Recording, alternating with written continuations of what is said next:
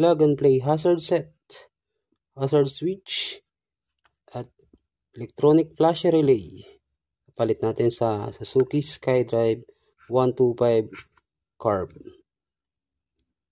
Ilalagay ko na lang yung link sa ibaba ng description kung saan makakabili nito.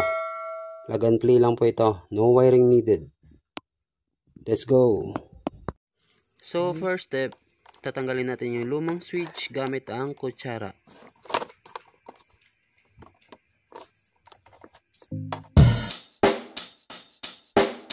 Check the mic and make sure it sound right, boys.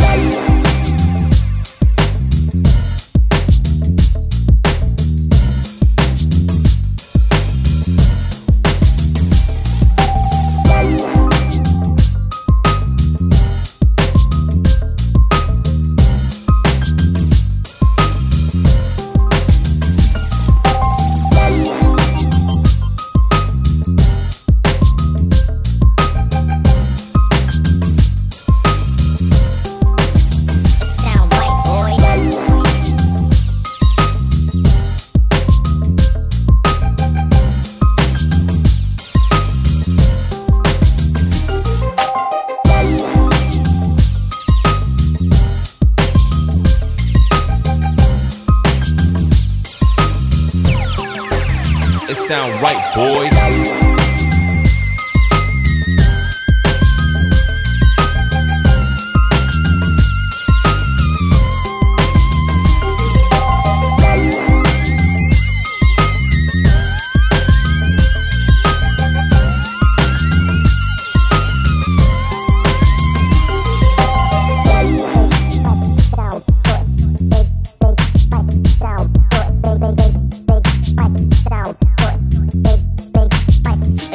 right, boys. Tatanggalin mo lang yung dalawang headlight harness dito sa loob. So ipupulo mo lang din siya. Tanggal ang pin. Okay. So ganito siya, guys. 2 pins. Mas mataas din yung frequency nito, so mas maganda yung bato niya. 10 watts. So adjustable din siya. Kung masyadong mabilis yung hazard, pwede nyo silang i-adjust ng counterclockwise. So papalit na natin siya sa stock flash relay. Ito yung stock. Nanggigitata na sa dumi. So pull. Pull. Okay. Yun yung luma natin. Yung bagong electronic flash relay. Kakabit natin.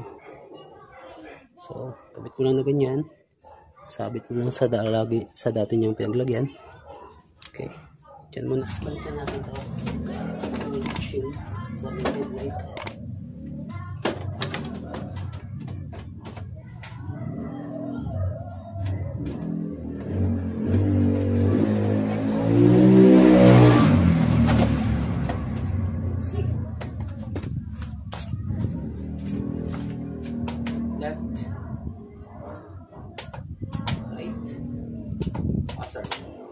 Left and right hazard.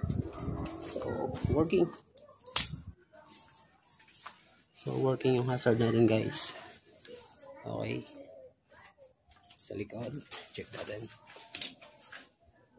Okay,